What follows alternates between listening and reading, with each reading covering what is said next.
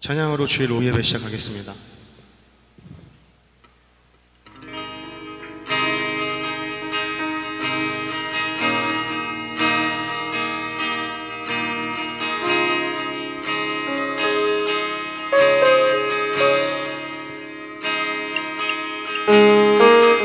내 안에 주를 향한 이 노래, 영원한 노래 있으니 날 향한 주님의 크신 사랑 영원히 찬양하리라.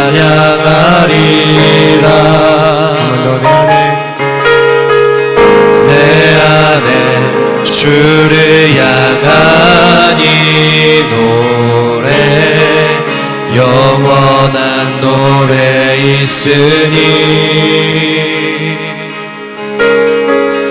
날 향한 주님의 크신 사랑 영원히 찬양하리라.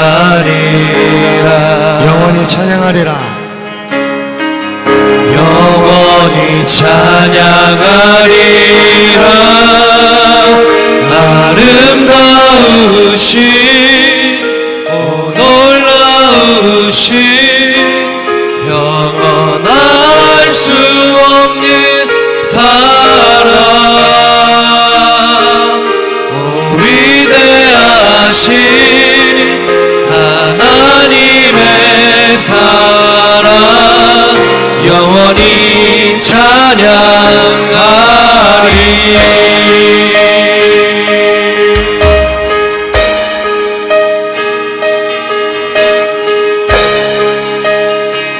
다시 한번 고백하겠습니다.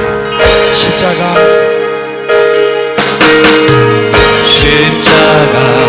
그 사랑 찬양하리. 날 구원하신 그 사랑 내 삶을 들려 찬양하리라. 놀라우신 주의 사랑 영원히 찬양하리라. 아름다우신 오 놀라우신 영원할 수 없는 사랑, 오 위대하신 하나님의 사랑 영원히 찬양하리. 아름다우신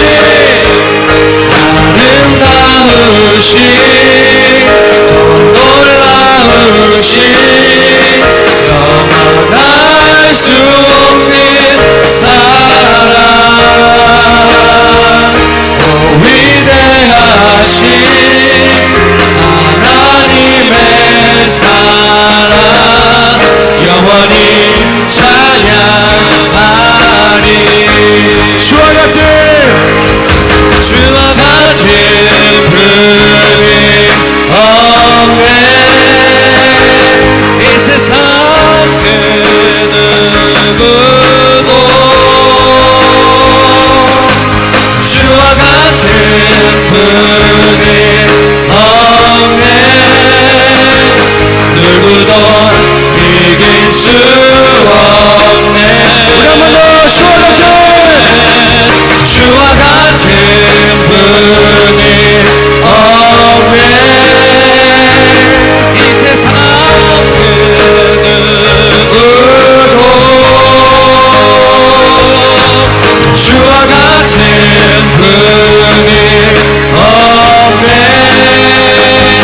누구도 이길 수 없네.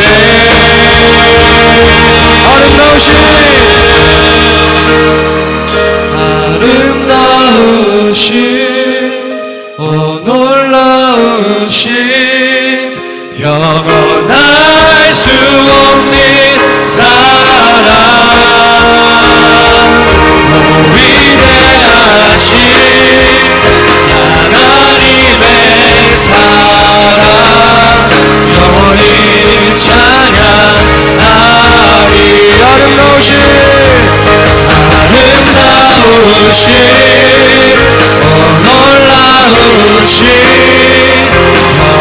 영원할 수 없는 사랑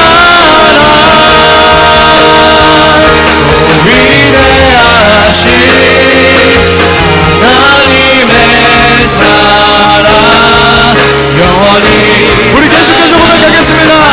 아름다우신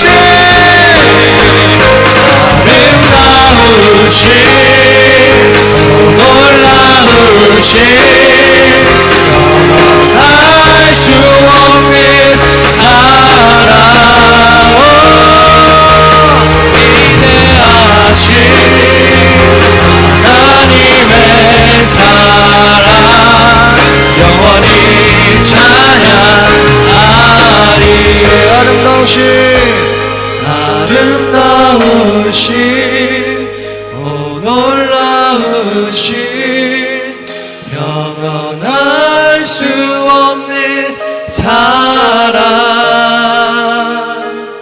오 위대하신 하나님의 사랑 영원히 찬양하리 우리의 목소리로 고백하겠습니다. 아름다우신 오 놀라우신 영원할 수 없는 사랑 오 위대하신 하나님의 사랑 영원히 찬양하리.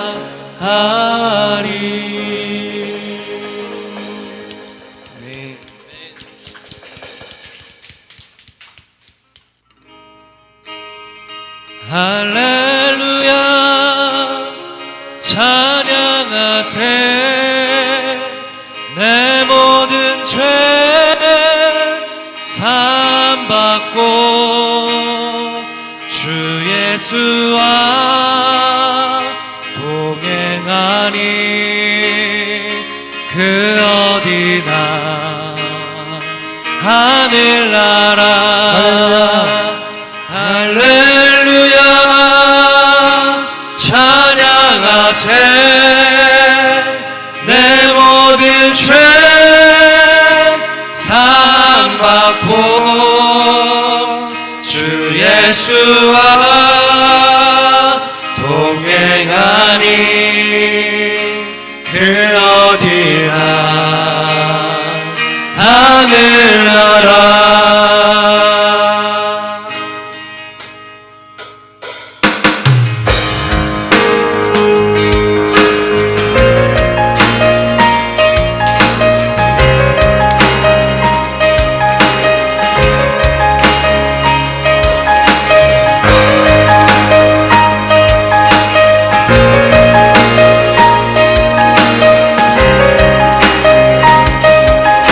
함께 고백하겠습니다. 내 영혼이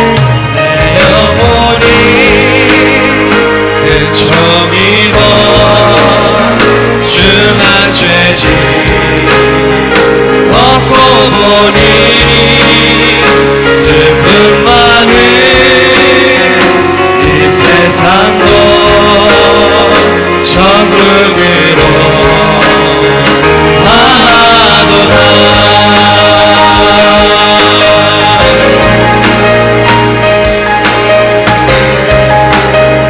2절 고백하겠습니다. 주의 얼굴 뵙기 전에 멀리 되나 하늘나라 내 맘속에 이루어지니 날로 날로 가깝도다. 할렐루야 찬양하세 내 모든 죄 사함받고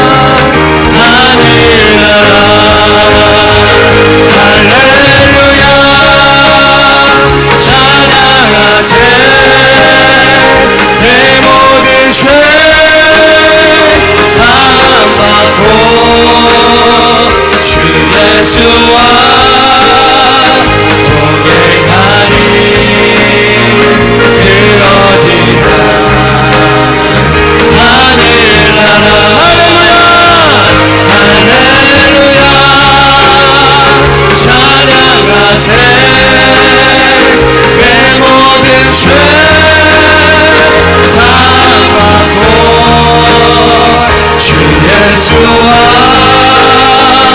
동행하니 그 어디나 하늘나라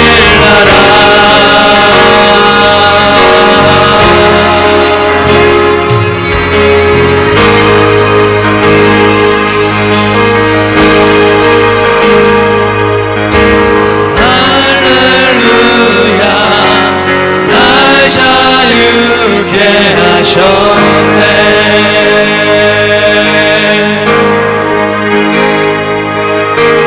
내 모든 삶 주 예수께 속했네 하늘나라 하늘나라 모든 삶의 희망에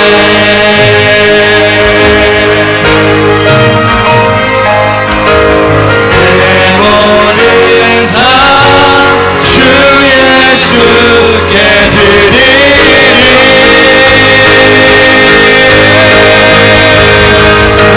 할렐루야 찬양하세 내 모든 죄 사함받고 주 예수와 동행하니 그 어디나 우리 마지막으로 고백하겠습니다. 할렐루야 할렐루야 찬양하세 내 모든 죄 사함받고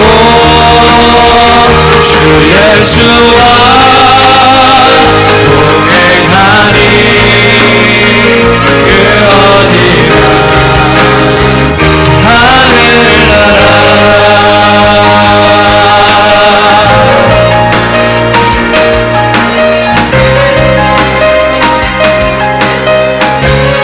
하나님께 영광의 박수 올려드리도록 하겠습니다. 할렐루야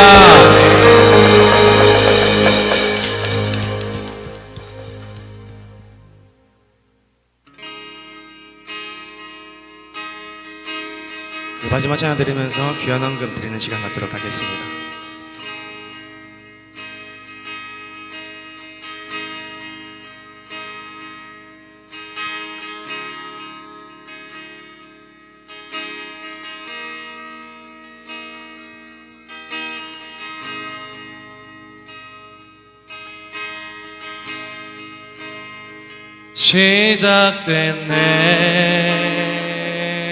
시작됐네 우리 주님의 능력이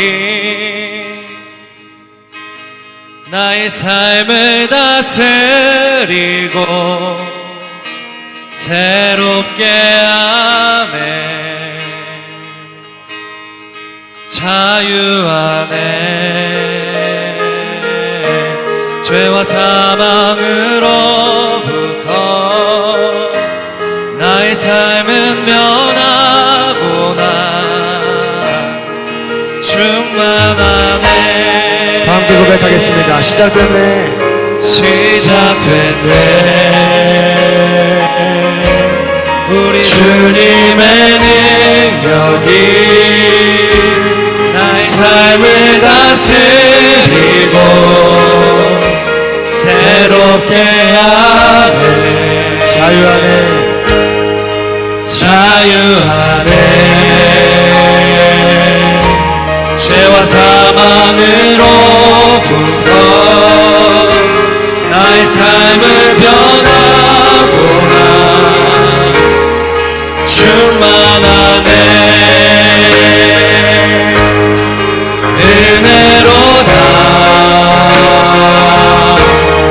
주의 은혜 한량없네 주의 은혜 은혜로다 주의 은혜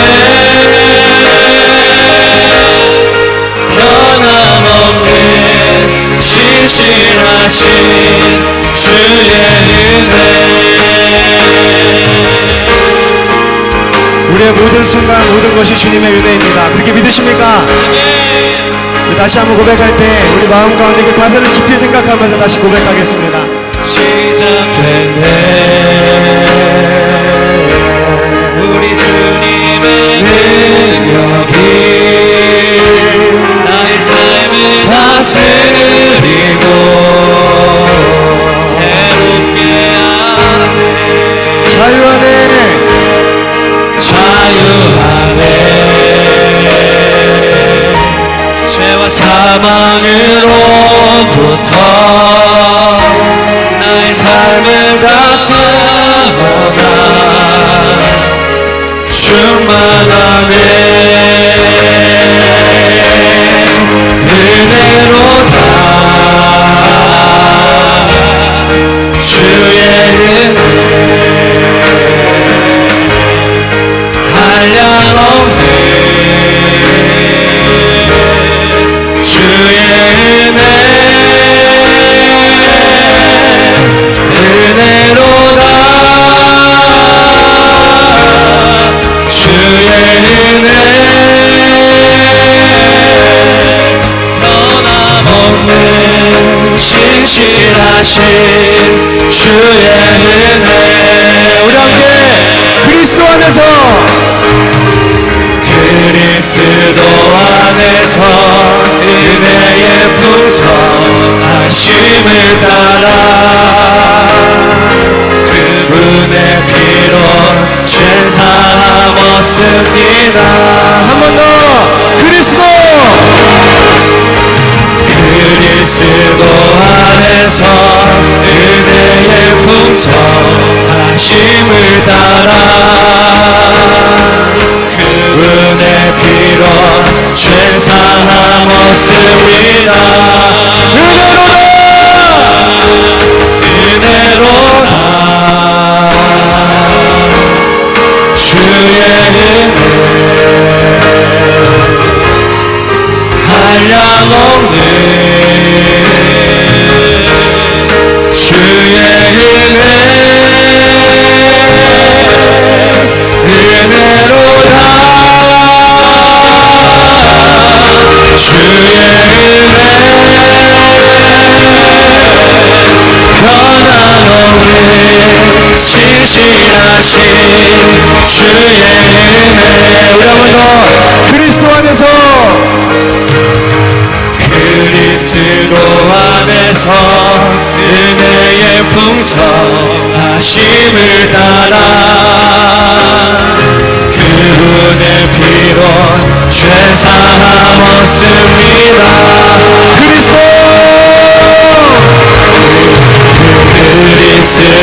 안에서 은혜의 풍성하심을 따라 그분의 피로 죄사함 얻습니다 함께 은혜로다 주의 은혜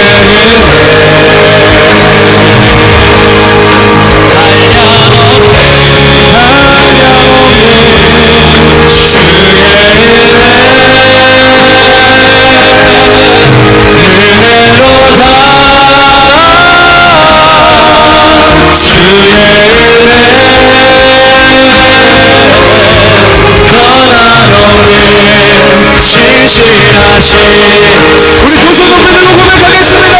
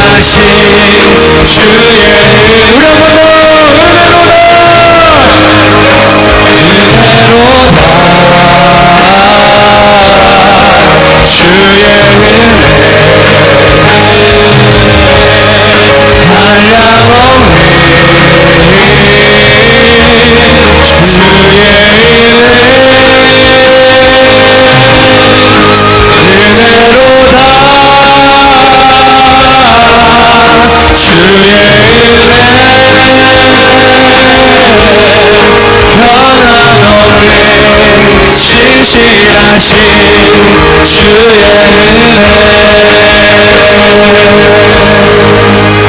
시작 기도하겠습니다. 주님, 우리의 모든 것이 주님의 은혜입니다. 그 은혜 가운데 살게 하여 주시옵소서. 그 말씀 가운데 살게 하여 주시옵소서. 우리 주여 성으로 기도하겠습니다.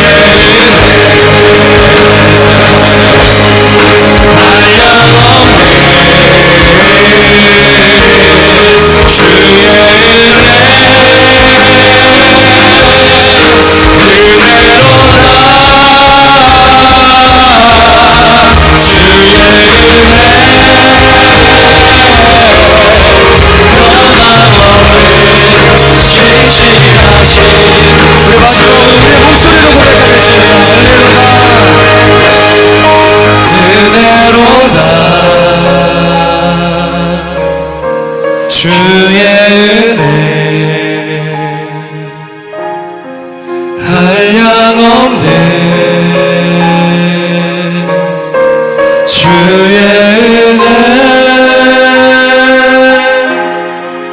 은혜로다 주의 은혜 변함없네 신실하신 주의 은혜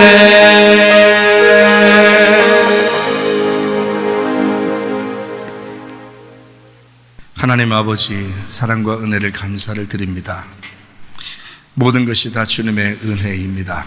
우리 하나님께서 우리에게 은혜를 베풀어 주셔서 오늘까지 지금까지 주님 건강하고 안전하고 평안하고 행복하게 살 수 있도록 인도해 주셨습니다. 우리의 시간과 물질과 몸과 마음이 다 하나님의 것인 걸 인정합니다. 하나님, 우리의 작은 정성 하나님이 받아주시고 선교하는 것과 구제하는 일에 구체적으로 많이 쓰임받을 수 있도록 도와주시옵소서. 우리에게 말씀 주셔서 그 말씀으로 풍성하게 하시사 영원한 생명을 얻고 살아갈 수 있도록 인도해 주옵소서. 주님과 동행하다가 주님 만나기를 소원합니다. 예수님 이름으로 기도드렸사옵나이다. 아멘. 주님께 감사합니다.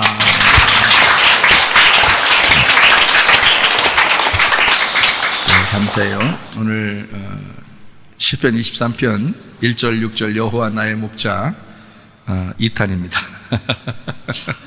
여호와 나의 목자. 여호와는 나의 목자시니 내게 부족함이 없으리로다. 내 평생의 선하심과 인자하심이 반드시 나를 따르리니 내가 여호와의 집에 영원히 살리로다. 여호와는 나의 목자시니 여호와는 예수님을 이야기합니다. 목자, 라라는 말이고 가축을 돌보다, 친구를 사귀다, 다스린다 이런 의미예요.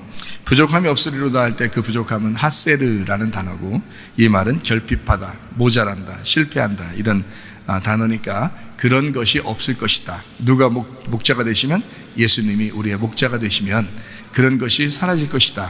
그런 말씀입니다. 결핍은 자기 때문에 생기는 게 아니라고 그랬죠. 결핍은 부모하고 주변 환경 때문에 생기는 것입니다. 근데 지금의 대부분의 사람들은 거의 다 결핍이 있습니다. 이것은 부모가 잘못 이렇게 돌봐줘서 그런 거고요. 그리고 주변 환경이 뭐 어려운 일이 많았다든지 뭐 이래저래 이런 풍파가 많은 사람들은 여러 가지 생각을 하면서 살다 보니까 이런 결핍이 자꾸 생기거든요. 자기에게. 결핍 있는 사람 잘못이 아닙니다. 그래서 우리 하나님은 우리를 이해합니다.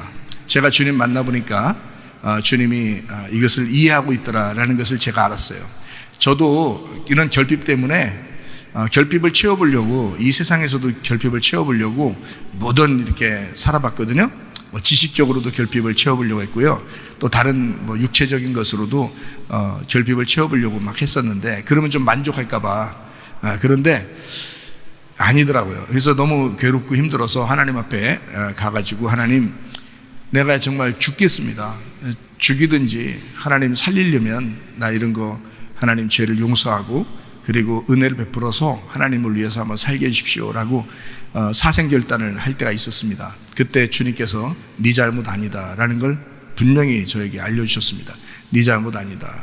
그래서 저는 제가 잘못해서 다 그렇게 된 줄 알았더니 알고 보니까 이건 내 잘못이 아니고 주님을 제대로 몰랐기 때문에, 그래서 네가 몰라서 그렇게 했던 것들이다, 이렇게 저에게 말씀하셨어요. 주님은 다 용서하기를 작정하시는 하나님이시라는 걸 제가 알았습니다. 그러니까 어떤 잘못한 사람들도요, 하나님은 사실 그 사람들 다 용서하십니다. 저는 그걸 확신해요. 왜냐하면 그냥 무조건 내가 그냥 용서해 줄게, 그냥 용서한 거로 쳐, 이렇게 하질 않고, 그러려고 하지 않고요, 온전하게 이 사람이 어떤 잘못을 했다 할지라도 주님은 그 사람을 왜 그랬는지를 이해하신다는 거죠. 왜 그랬는지를 이해한다는 거예요. 그렇기 때문에 용서가 가능하다는 것입니다. 그러니까 사람들끼리는 누가 피해를 당하잖아요. 저 때문에도 피해 당한 사람도 있을 거 아닙니까? 또 누구 때문에 제가 또 피해를 당한 것도 있을 거 아닙니까? 그러면 서로가 용서를 못할 경우가 있거든요. 근데 하나님은 왜 내가 그렇게 다른 사람에게 피해를 줄 만큼 그런 상처를 가지고 있는지를 하나님은 아신다고요. 또 나에게 피해를 줄 만큼 누군가가, 그 사람이 그런 상처가 있는 것을 하나님은 아신다고요.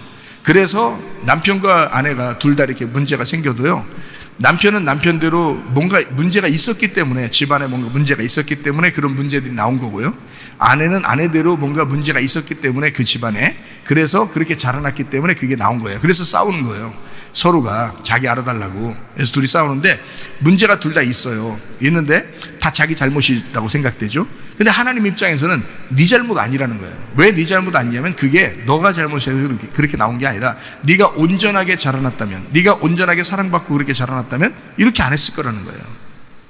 그러니까 누구 잘못이냐면 네 부모가 잘못이라는 거지, 네 잘못이 아니라. 그럼 그 부모는 그 부모가 또 잘못이라는 거지. 그러니까 그 부모가 잘못이기 때문에 그렇게 나온 거고, 그 부모가 잘못했으니까 그렇게 나온 거라는 거예요. 그래서 결국 다 위로 올라가면 아담으로 올라가요. 아담하고 하와로 올라가요. 선악과 먹어서 다 그런 거야. 선악과 먹어서. 그러니까 우리만 잘못했다고 보기는 어려운 거예요. 하나님 내가 만나보니까 그런 거예요. 주님께서 네 잘못 아니야, 네가 나를 몰라서 그런 거야, 생명나무를 아직 못 먹어서 그런 거야 라는 그런 이제 이야기죠. 그래서 그렇게 알았기 때문에요, 어떤 사람도 이렇게 하나님 앞에 이해받지 못할 사람 없고 죄 용서받지 못할 사람이 없다는 것입니다. 예. 모두 다 우리는 결핍 덩어리예요. 근데 그 결핍 덩어리로 이게 하나님이 이해하시니까 그냥 그대로 살자 하지 말고, 그 결핍 덩어리로 살지 말고 주님 나의 목자가 되시는데 하면서 예수님을 더 많이 생각하라는 거예요. 그러니까 나를 먼저 많이 생각하고 내 주변을 먼저 생각하면 결핍이 자꾸 나오거든요. 근데 하나님을 더 많이 생각하게 되면요, 그럼 이 결핍들이 점점 사라집니다. 이 여호와가 나의 목자가 되시니까. 그거를 제가 주님 만나서 알았어요. 근데 모든 사람들이 이렇게 보니까 대부분이 아니고 거의 다죠. 거의 다 결핍들이 있더라고요. 거의 다 모자람이 있어요, 스스로. 그래서 가정들도 문제가 생기는 거예요. 근데 가정들 문제 생기게, 우리 남편은요, 진짜 못됐어요. 우리 아내는 진짜 못됐어요. 그 사람들이 못된 게 아니라 그 내려오던 내력들이 있습니다. 그 위에 조상들의 원래 내려오던 유전과 전통들이 있는데 그것이 잘못된 거지, 그 사람이 잘못된 거 아니에요. 다시 주님의 사랑을 받으면 다 변합니다. 주님의 사랑 받으면 다 변해요. 그러니까 그거를 기대하시라고. 저는 그걸 기대합니다. 그래서 어떤 사람이라도 변화받지 못할 사람은 없다. 하나님을 먼저 알아가라. 그리고 하나님을 아는 만큼 자기를 발견하게 될 것이다. 이렇게 저는 알고 있습니다. 여호와 이름이 뭐라고요? 여호와 이름이 손을 보아라, 못자국을 보아라. 이것이 스스로 있는 이름입니다. 그러니까 나는 스스로 있는 자다. 나는 존재다. 나는 너희가 생각하는 그 존재다. 그러니까 너희들이 사랑이라고 생각하면 사랑의 존재고, 너희들이 나를 심판의 존재라고 생각하면 나는 심판의 존재가 될 것이다. 그러니까 스스로 있는 거니까 그냥 존재잖아요. 존재 자체잖아요. 그래서 그 스스로 있는 자 여호와. 그래서 여호와. 근데 우리 주님은 사랑의 하나님이에요. 그래서 그 사랑의 하나님 우리가 주님은 날 사랑하시는 하나님이구나 라고 생각할수록 하나님은 우리에게 사랑의 하나님이 되십니다.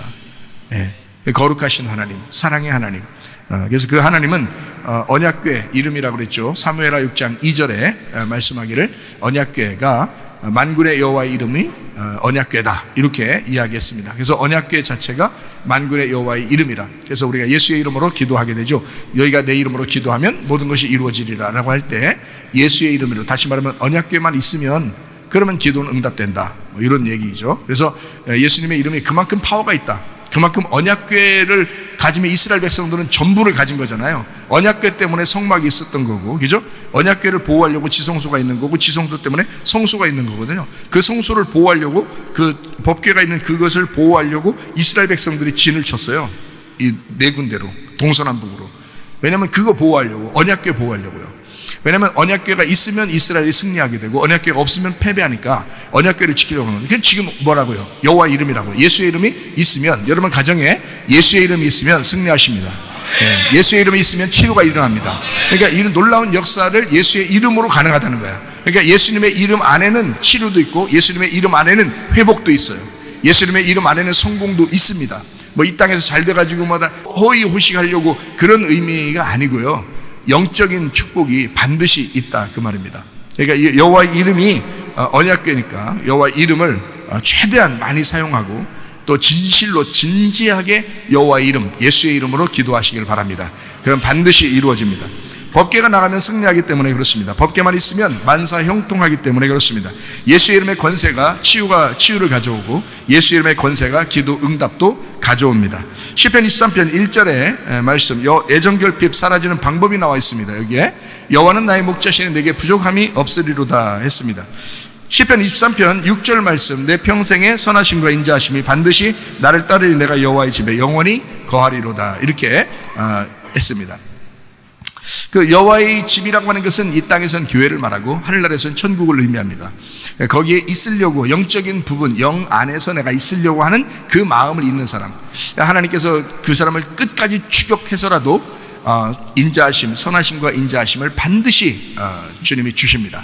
그러니까 하나님은 사랑의 하나님이시죠. 그러니까 우리가 일부러 하나님은 나를 심판하시는 하나님일 거야, 나한테 저주를 퍼부는 하나님이실 거야, 나를 이렇게 우리 가정을 이렇게 멸망시키는 하나님이실 거야, 꼭 그렇게만 생각하면요, 그거 무섭죠, 하나님이. 근데 분명히 우리 가정에 뭔가 문제가 생겨도 하나님은 우리를 사랑하실 거야, 이렇게 생각을 하게 되면 하나님 반드시 우리에게 선하심과 인자하심이 평생 따라온다잖아요. 평생 쫓아와서 주겠다는 거 아니에요. 그럼 평생 동안 우리 하나님의 인자하심, 그 선하심을 우리가 기도하게 되면, 예수님의 이름으로 기도하게 되면, 주님, 내가 주님 안에 거하는 것이 너무 행복합니다. 내가 주님과 살고 싶습니다. 하나님, 주님의 선하심과 인자하심이 평생 나를 따라오게 해주십시오. 하나님이 그거 안 따라가겠냐고요. 성경에 써놓고서, 성경에 아예 문자로 기록을 해놨다고요. 이렇게 하겠다고, 그렇게 하겠다고 기록해놓고서 하나님이 안 따라가겠냐고요. 생각해 보시라고요. 하나님은 우리에게 응답해 주시기를 원하시는 하나님이십니다. 그러니까 반드시 여러분 가정도 행복할 권리가 있습니다. 반드시 행복해야 되고요. 하나님이 응답해 주실 때 어떤 사람은 기도의 응답을 잘 받는 것 같은데, 어떤 사람은 기도의 응답을 잘 못 받는 사람도 있는 것 같아요. 근데 하나님께서는 누구에게나 기도 응답해 주실 그런 마인드, 그 마음을 이미 가지고 있어요. 그러니까 예수님의 이름을 진지하게 내가 기도했는가, 정말 예수님의 이름을 내가 진지하게 기도하면서 내가 하나님 앞에 구했는가, 그리고 그 말씀에 순종하려고 했는가, 그러면 하나님이 그것을 이루시는지 보란 말이에요. 천천히 이루어지더라도 반드시 이루어진다, 이것을 기대하시라고요. 저는 그걸 기대하고 있습니다. 하나님의 인도하심을 기대하고 있어요. 그러니까 여러분도 목사님하고 난 틀릴 거야 생각하지 마세요. 목사님이나 여러분이나 다 주님의 양이죠. 다 똑같죠. 저는 그렇게 기대한다니까요. 실제로 그렇게 많이 이루어지고 있고요. 그러니까 여러분도 우리 하나님은 목사님 얘기하는 거 보니까 진짜 좋으신 하나님이시구나 라고 생각하고 여러분도 사랑하면서 사시다가 주님 만나시기를 바랍니다. 어린아이들은요 무조건 사랑받아야 합니다. 여러분 오늘 혹시 어린아이랑 같이 예배드리는 우리 성도들 있잖아요. 또 이제 연세가 드신 분들은 손주들이 있잖아요. 손주들 있고, 그리고 이제 애기 엄마들, 애기 아빠들 여기 있는데 애기들 정말 사랑해 줘야 됩니다. 어린아이들. 그게 하나님 마음이에요. 우리가 주님의 어린아이잖아요. 주님 어떻게 해서 우리를 사랑하신다. 여러분 자녀들을 사랑하는 것보다 하나님이 우리를 사랑하는 게 더 못하겠어요? 아니라고. 자기는 자기 어린아이한테 최선을 다하려고 하면서 하나님이 우리를 사랑하시는, 그만큼 최선 다하려고 한다는 하나님인 걸 왜 인정을 못하느냐 이거예요. 성경의 말씀은 우리의 생활 가운데 다 깨닫게 돼 있습니다. 성경 말씀은요 다 깨닫게 돼 있어요. 이해할 수 있게 돼 있어요. 우리의 삶 가운데 이해할 수 있게 돼 있어요. 하나님의 말씀이. 하나님의 마음을 이해하자고 성경을 알려고 하는 거거든요. 그럼 하나님의 마음이 어디에 있는가 생각해 보면 어린아이들한테 진짜 사랑해 줘야 되겠구나, 사랑만 해줘야 되겠구나. 시편 23편 1절의 말씀에 여호와는 나의 목자시니 내게 부족함이 없으리로다 그랬잖아요. 이게 애정결핍의 해소 방법입니다. 해결 방법. 애정결핍을 해결할 수 있는 방법. 잘 생각해봐요. 결핍 해소의 유일한 방법이 먼저 부모들이 해결의 열쇠를 가지고 있다는 걸 알아야 합니다. 부모들이요. 어린아이들은요 무조건 부모 문제예요.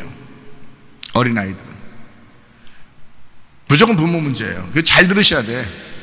자녀 키우는 사람들은 특별히 잘 아셔야 돼. 저는 어디서 이렇게 배우고 이러는 게 아니라 이런 걸 성경을 통해서 깊이 깨닫습니다. 그리고 주님과 이렇게 깊이 이렇게 생각해 보면 이게 그냥 이해가 되는 문제들이에요. 어린아이들은 무조건 사랑받아야 돼. 결핍 해소? 애들 결핍 해소는 결핍 해소가 문제가 아니에요. 어른들, 부모들이 결핍이 있었기 때문에 아이들한테 결핍이 내려갔으니까 부모가 결핍이 해결되면 아이들은 결핍이 해결되는 거예요. 그러니까 부모가 결핍이 해소돼야 되는 거예요. 그러면 자녀들한테는 얘가 왜 이러지? 왜 이러지가 아니라 네가 왜 이러지야. 네가 왜 이러지가 돼야 되는데 그걸 몰라. 부모들은 몰라. 애들한테 얘가 왜 이러지 이렇게 된다고요. 얘가 왜 이러지가 다 부모 문제예요. 부모만, 그게 열쇠는, 그 해결의 열쇠는, 결핍 해소하는 해결의 열쇠는 부모가 가지고 있는 거예요. 애들 잘못이 없어요. 여러분도 그럼 나는 왜 그러지? 생각할 때 그럴 수 있잖아요. 그죠? 내가 이 나이 먹도록 내가 이런 것도 몰랐단 말이야. 이렇게 생각할 수 있잖아요. 예. 그럴 수 있어요. 몰랐으니까. 못 배우니 모르니까. 누가 가르쳐 준 사람이 없으면 그냥 그대로 살거든요. 그러니까 어른 돼서도 막 자기가 결핍이 있어. 예를 들어 쇼핑 중독에 있는 사람들, 술, 담배 중독에 있는 사람들, 막 화내는 걸 그냥 자기도 모르게 막 조급하고, 막 급하고, 막 떨리고 막 이런 사람들이 있어요. 그런 사람들도 그거 다 결핍입니다. 뭐가 있는 거예요. 그리고 이렇게 막 수집하는 사람 있잖아요. 어떤 사람은 돈을 수집하는 사람, 어떤 사람은 지식을 수집하는 사람 있고, 어떤 사람은 우표도 모으는 사람 있고, 어떤 사람은 무슨 물건을 모으는 사람도 있고, 막 이러잖아요. 이게 다 결핍 때문에 나오는 거예요. 어떤 아이들은 막 장난감을 막 사고 싶어 해요. 그 부모가 그랬던 사람이에요. 부모가. 그러니까 부모가 어린아이 마음이 있기 때문에 장난감을 부모가 막 사고 싶어 하는 거예요. 왜 사고 싶었겠어요? 그 전에 부모가 장난감 하나 안 사준 거예요. 장난감 하나 사줘도 꼭 혼내고 사주는 거예요. 그러니까 이게 결핍이 생기는 거예요. 자기 마음속에. 그럼 내가 크면, 돈 벌으면 장난감 사야지. 어른 됐는데 장난감 샀나니까. 왜? 어릴 때 그러게 하는 거예요. 불쌍한 거죠. 그게 다 부모 때문에 그런 거예요. 자녀가 자기 스스로 나온 게 없어요. 하나도. 다 부모들 때문에. 그 부모는 왜 그랬을까? 그 전에 부모가 또 그랬는 거예요. 그 사람한테는. 그러니까 어떻게 애들 키워야 되는지 모르고 그냥 애를 낳은 거예요. 그러다 보면 어느 날 시간이 훌떡 지나. 나도 그렇게 컸는데 너도 어떻게 되겠지? 이렇게 생각하고 이제 훌떡 시간이 지났다? 그럼 그 자녀가 또 밑에 자녀에게 결핍을 넘겨주는 거예요. 그래서는 안 되죠. 그래서 무조건 어린아이들은 사랑을 받아야 된다. 그리고 결핍 해소의 그 열쇠는 부모에게 있다. 부모가 열쇠를 가지고 있다. 여호와가 부모의 목자가 되시면, 여호와가 부모의 목자가 되시면, 그러면 자녀의 결핍은 사라집니다. 자, 제가 얘기했죠? 여호와가 목자가 되시면 결핍이 사라지잖아요. 그럼 아이들이 왜 이러지 하면서 결핍이 있는 것 같은데 라고 생각되는 그 아이는 왜 생긴 거예요? 그 부모가 그렇게 해서 그런 거잖아요. 그럼 그 부모에게 목자가 예수님이 되시면 그 사람이 은혜를 받게 되겠죠. 그러면 이게 해소가 되잖아요. 그러면 그 밑에 있는 애한테 하나님의 마음을 가지고 이렇게 대하겠죠. 그러면 이 아이는 결핍이 사라지죠. 무슨 말인지 알겠죠? 그러니까 열쇠는 부모가 가지고 있는 거야. 부모가. 그러니까 하나님을 이 사람이 부모가 만났느냐 안 만났느냐 거기에 달려 있는 거예요. 그 자녀들에게. 그러니까 자녀들이 잘못됐다고 뭐라고 할 필요가 없어요. 왜냐하면 부모가 뭔가 문제가 있었기 때문에 그런 것입니다. 은혜 받은 부모가 그 자녀를 잘 돌봐주면 결핍은 사라집니다. 그래서 은혜를 먼저 받는 게 자녀보다는 부모가 먼저 받아야 된다. 은혜를. 그러면 가능하다. 그래서 우리 교회 신혼부부들 이렇게 자녀를 낳으면서 지금 결혼해서 이렇게 젊은 이제 청년 남녀들 이렇게 살잖아요. 그런 사람들이 왜 이게 결핍이 많이 없냐면 자기가 말씀을 통해서 순종하고 요대로 이제 하려고 하기 때문에 그래요. 밑에 안 넘어가죠. 자기도 왜 결핍이 없겠어요. 자라나면서 왜 결핍이, 왜냐면 그 전 세대들은 거의 생각 없이 그냥 살았거든요. 생각 없이 자녀들 키웠어요. 그냥 애가 공부 잘하면 그냥 되는 줄 알고 그랬고, 그냥 뭐 집에서 말 잘 듣고 그러면 착하구나 이렇게 생각하고 그랬는데, 자기들끼리 모여서는 자기 혼자 방에 있을 때는 굉장한 결핍이 있어가지고 자기 혼자 못된 짓도 하고 막 이렇게 많이 했었단 말이에요. 근데 그걸 모르는 거야, 부모들은. 왜냐면 애가 착한 줄만 아는 거예요.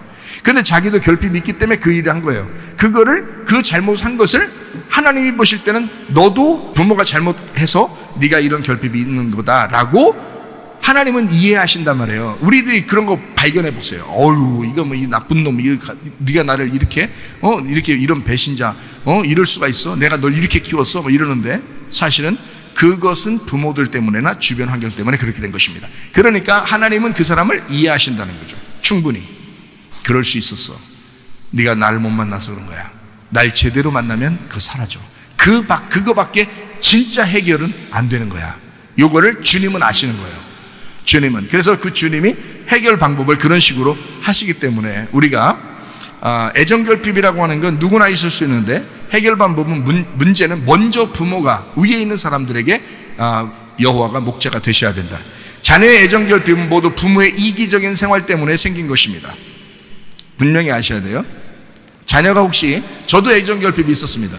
우리 뭐 부모님이 무조건 잘못했다 이런 게 아니라 목회자시니까 너무 바쁘시잖아요. 그러니까 시간이 없는 거예요. 나한테 돌아올 수 있는 시간이 별로 없잖아요. 그러니까 나 혼자 자라나야 되는 거예요, 집에서. 그러니까 그 애정결핍이라는 건 아버지에게서, 특별히 내가 어릴 때부터 목사님 되기로 결심하고 살았던 사람이기 때문에, 목사님 하면 아버지밖에 없으니까 그 아버지를 매일 생각하면서 살았는데 아버지는 시간이 없는 거예요. 저랑 시간을 거의 보낸 적이 없습니다. 제가 어느 날 이제 이것이 너무 응어리가 지니까, 저도 몰랐어요. 그게 응어리가 다 컸으니까 이제 저도 이게 뭐 아버지 돌아가실 때 보니까 제가 굉장히 슬퍼하더라고요. 제 마음속에 아버지 돌아가시니까. 왜냐면 이제 끈이 없는 거예요. 끈이. 잡을 수 있는 끈이 없어요. 그때 이제 제가 나중에 이제 지금에 와서 깨달은 것은, 이제 주님 은혜 받으면서 깨달은 것은, 우리 하나님 아버지가 나의 아버지가 되시려고, 진짜 아버지 되셔서 말씀을 깨닫게 하려고, 그 하나님 아버지의 말씀, 왜냐하면 목회자는 하나님 말씀을 깨달아야 되거든요. 근데 그 말씀을 깨닫게 하려고 우리 하나님 아버지가 나에게 진짜 아버지 되고 싶어서 우리 아버지가 먼저 가셨구나, 이렇게 이제 나중에 알게 됐지만, 이게 그 아버지에 대한 어떤 사랑을 못 받은 것에 대한 어떤 애정결핍, 이게 굉장했다고요. 그래서 이게 속에 응어리가 엄청 있었는가 봐요. 내 속에. 겉으로 표현은 안 했지만. 그래서 아버지 돌아가실 때 너무 힘들었는데, 그때 진짜 힘들었어요. 그래서 그때부터 제가 아프기 시작한 거예요, 몸이. 그래서 아팠었던 거예요. 신경 많이 써가지고 아팠었는데, 하나님이 이제 나중에 예수의 이름으로 이제 명령하고 치료를 받아서 그런 거지, 그전에는 너무 힘들었어요, 제가. 그래서 아버지 돌아가시고 이제 그 후에 어느 날 이제 목회자가 됐잖아요. 이제 목회가 돼서 목사가 됐는데, 어느 날 한 번은 꿈을 꿨어요. 꿈을 꾸는데요, 비가 억수같이 내리는 거예요. 근데 왜 이렇게 슬퍼? 비가 엄청나게, 그 꿈에 비가 엄청 내리는데 막 슬픈 거예요. 저는 그때까지 그 아버지에 대한 그 애정결핍인지 몰랐는데, 비가 억수같이 쏟아지는데 제가 그 꿈에 우리 이제 둘째 아들을 안고 있더라고요. 그러니까 이제 그 우리 둘째를, 그러니까 강준이를 이렇게 안고서 그 비가 엄청 내리는데 그 애를 안고 내가 막 그 빗속을 뛰어가는 거예요. 울면서. 막 울면서 뛰어가는 거예요. 그걸 뭐라고 얘기하냐면, 그 꿈속에서 제가 얘기한 걸 지금도 기억하니까, 그 뭐라고 하냐면, 강준아, 아빠는 아버지한테 사랑받고 싶었는데 잘 많이 못 받았어. 우리 아버지한테 사랑 많이 못 받았어. 근데 강준아, 나는 반대로 너한테 온통 내가 사랑해 주고 갈 거야. 아빠가 그렇게 많이 사랑할 거야 하면서 막 울면서 그 자기 그 어떤 그 결핍, 내 그 어떤 슬픔, 이것이 막 그 억수같이 내리는 그 비와 내 눈물이 같은 거더라고요. 그렇게 슬프더라고요. 그러니까 그게 이 애정결핍이라는 게, 그 어릴 때의 애정결핍은요 엄청납니다. 이게요. 그리고 우리 부모님이 알았으면 그렇게 애들을 그렇게 했겠냐고요. 목회하면서도 충분히 사랑할 수 있었는데 그렇게 못한 거예요. 네. 그래서 저는 지금도 생각해요. 목회도 중요하지만 우리 가정도 중요하다. 저는 이렇게 생각합니다. 왜냐하면 우리 가정은 내가 1차적인 책임이 있잖아요. 여러분 가정도 여러분 1차적인 책임이 있지만, 우리 가정은 또 내가 1차적인 책임이 있잖아요. 거기에 대해서 저는 이제 지금은 철저하게 하면서 교회를 하고 있는데, 우리 아버지 때는 그렇게 못했거든요. 무조건 교회가 1순위예요. 우리들 식구들은 다 2순위, 3순위야. 교회가 무조건 1순위야. 그래서 그렇게 해야 진짜 목사인 줄 다 아는 거예요. 사람들도. 그래서 아버지 때는 그렇게 살았거든요. 물론 이제 성도들한테는 엄청, 교인들한테는 존경을 받았지만, 저희들한테는 사랑을 많이 못 해준 것 같아서, 이제 사랑하시죠. 사랑하시는데 시간을 많이 못 보낸 거예요. 저하고 시간을 많이 못 보내니까 제가 그만큼 결핍이 있었다는 얘기입니다. 그래서 저도 못된 짓도 하고 결핍을 채워보려고 그렇게 살았던 거죠. 그러니 이걸 누가 알겠냐고요. 나도 몰랐던 걸 누구만 아시겠냐고. 하나님만 아시는 거예요. 그래서 하나님이 나보고 네 잘못이 아니야. 네가 몰라서 그랬던 거야. 하나님을 몰라서 그랬던 거야. 그거를 얼마나 위로해 주시는지 제가 엄청 울었습니다. 제가 하나님 만나고요, 그날 엄청 울었습니다. 하나님, 내 아버지 되시고, 그럼 내가 아버지 없어 내가 자랐는데요, 하나님, 우리 하나님이 나 진짜 아버지 되세요. 내가 얼마나 울었나 몰라요. 진짜 그날 주님 만나고요, 제가 결핍이 사라졌습니다. 그렇게 하고 난 다음에 결핍이 사라졌어요. 얼마나 행복한지 몰라요. 가슴에 응어러졌던, 진짜 죽고 싶었던 그것이 싹 사라졌어요. 예. 평안하고 행복하고. 여러분 속에 다 결핍이 있습니다. 그거 다 부모들이 이기적인 행동 때문에 나타난 것입니다. 주변 환경 때문에 다 생긴 거예요, 결핍들. 여러분 잘못 아닙니다. 그렇다고 원망하지 마세요. 여러분은 이미 교회에서 다 듣고 있잖아요. 여호와가 우리 목자라고 다 듣고 있잖아요. 그러니까 여러분 다른 사람 원망할 필요 없습니다. 부모들이 이기적인 생활 때문에 그런데 바쁘다는 핑계하죠. 부모는 바빠, 엄마 아빠는 바빠. 엄마 아빠는 일해. 일하니까 너희들한테 그렇게 못하는 거야. 다 핑계입니다. 다 설명해 줘야 돼요. 아이들한테 다 설명하고 다녀야 돼요. 일한다는 핑계, 바쁘다는 핑계, 자기도 사랑받아 본 적이 없어서 어떻게 해줘야 될지 모르겠다라고 하는 그런 핑계, 이런저런 핑계들이 우리 자녀들을 병들게 합니다. 그게 다 결핍으로 만들어지는 거예요, 자녀들에게. 그러니까 자녀들 정말 주님 안에서 사랑해야지, 그냥 뭐 겉으로만 사랑해, 이 정도는 안 됩니다. 특별히 부모들 양 부모가 일하는 사람들은요, 더 특별히 사랑해 줘야 됩니다, 아기들을. 결핍이 사라지기 전까지 별것 아니라고 생각했던 이 애정 결핍이 인생의 발목을 계속 붙잡고 살아가게 됩니다. 평생 늙을 때까지 계속 이게 결핍이 따라다녀요, 여러분. 근데 여러분이 이게, 난 성격이 왜 이러지? 내가 어른인데 왜 이러지? 나 이게 좀 없었으면 좋겠는데, 내가 왜 이렇게 조급하지? 내가 왜 이렇게 화가 잘 나지? 내가 왜 이렇게 급하지? 내가 왜 이렇게 뭔가를 좀 공허하고 허전하고 뭔가 채워지지도 않은 것 같고 왜 이러지 하지만 그게 다 어릴 때부터 생겨난 거예요. 어른 돼서 생겨난 게 아니고 원래 어릴 때부터 있었던 거란 말이에요, 그게. 그러니까 이거는 늙을 때까지 안 없어져, 이런 결핍들은요. 오죽하면 여호와는 나의 목자시니 너의 부족함을 그래야 없어진다라고 써놨겠어요. 오죽하면 성경에서 너의 결핍들은 아담 하와 이후에 계속 있는 거야. 이거는 계속 내려오는 거야. 대물림이야. 이게 유전과 전통이야. 이게 땅의 운명이고, 그거 여호와가 나의 목자 되시면 그때 해결되는 거야. 그러기 전에는 해결 안 됩니다. 이게 해결 안 돼요. 해결 안 되면 그 밑에 자손들이 불쌍한 거예요. 여러분 자녀들한테 뭘 엄청 사랑하는 것 같죠? 여러분이 그들과 시간 보내는 거 여러분 귀찮아하는 사람도 있잖아요. 왜 그러겠어요? 자기도 그만큼 못 받은 거예요. 자기도 그만큼 못 받은 거예요.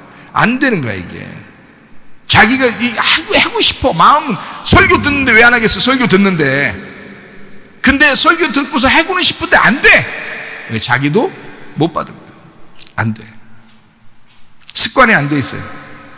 인생의 발목을 계속 잡고 있기 때문에 늙을 때까지 계속 그런 상태예요. 어떤 사람은 부부의 사랑을 이렇게 만족하지 못하니까 다른 사람을 막 찾습니다. 왜 그럴까요? 그 결핍 때문에 그래요. 뭐가 있었던 겁니다. 부모들이 어떤 뭐 기대가 있었다든지 말이에요. 아니면 막 사랑을 못 받았다든지, 아버지에게 어머니에게 사랑을 못 받았다든지, 뭐 이런 것이 자기 속에 잠재해 있으면 다른 사랑을 찾습니다. 다른 사랑을 찾는데 만족을 못 하는 거야. 왜? 만족이 안 되죠. 그러니까 이것도 찾고 저것도 찾고 막 사랑을 막 찾으러 돌아다니는 거예요. 만족하나요? 계속 더 찾아보세요. 1000명의 부인을 둔들, 1000명의 남편을 둔들, 그게 만족하나? 만족 안 합니다. 왜? 부족한 결핍이 자기 속에서 해결되기 전까지는 이게 해결이 안 돼요. 그래서 여호와가 나의 목자 되시면 그날 해결되는 거야. 그날. 여러분의 결핍은 다른 사람이 해결할 수 없습니다. 주님께서 해결해 주셔야 되는 거예요. 여러분. 하나님도 당신의 결핍을 이해합니다. 그래서 모든 억압에서 벗어나게 하고 율법에서 구원하시려고 자기 아들 예수님을 우리에게 보내셨습니다.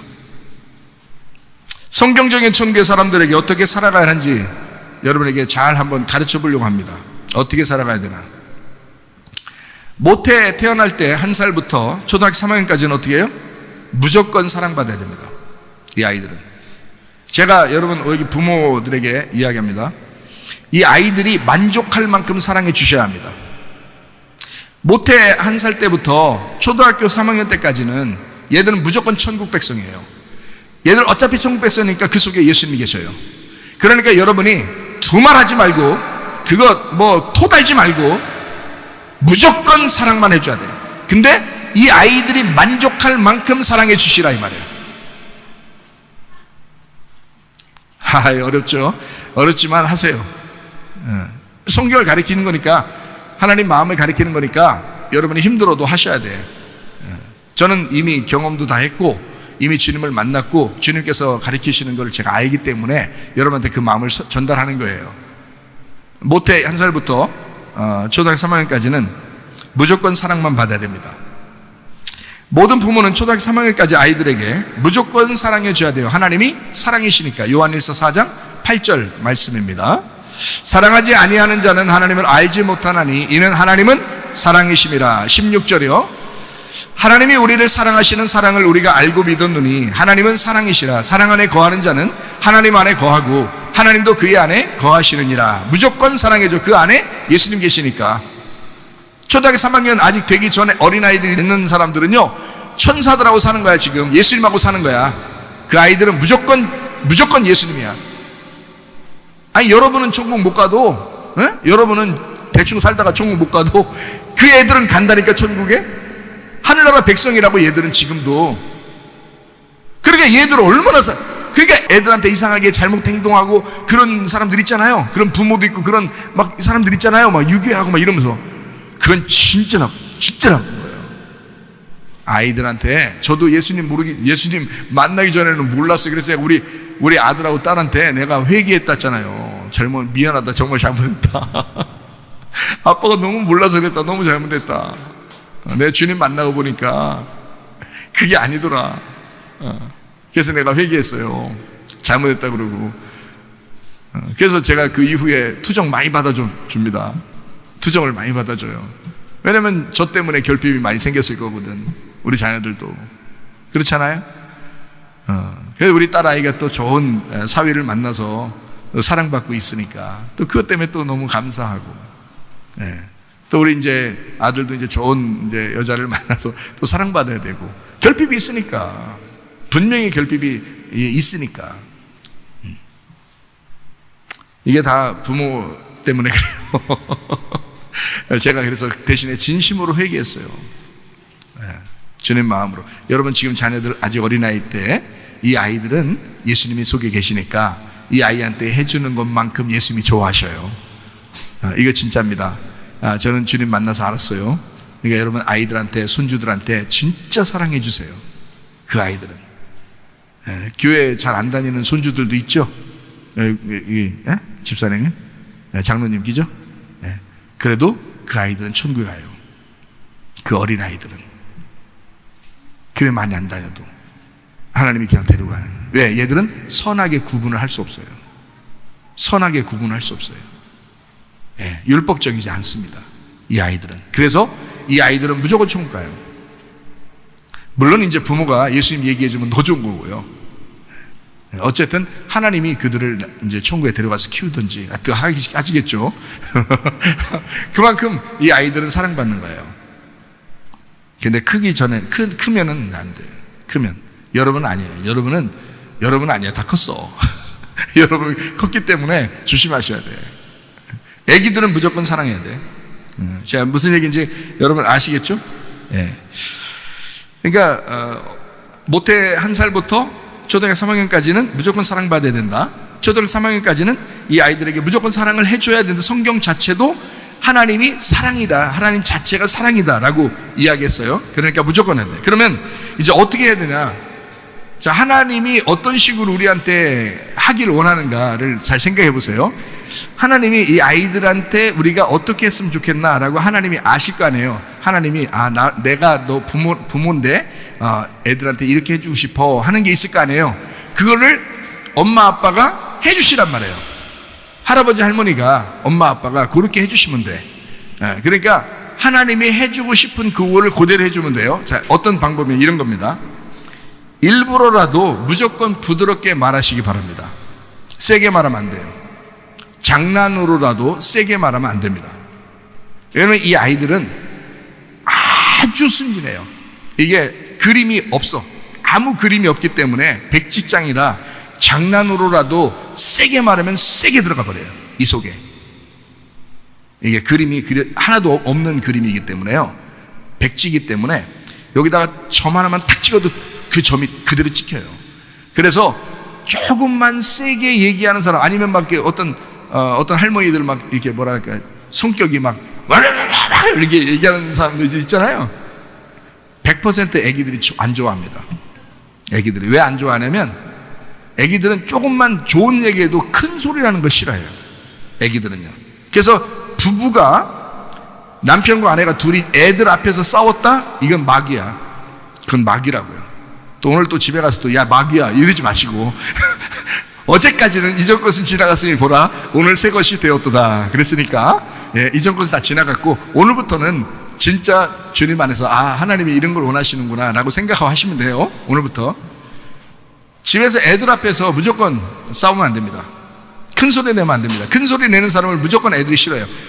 엄마는 조곤조곤 예를 들어 볼게요. 엄마는 조곤조곤 남편의 가슴을 휘겨 파. 근데 아빠는 저기 진짜 좋은 사람인데 승질이 너무나 자꾸 엄마가 휘겨 파니까.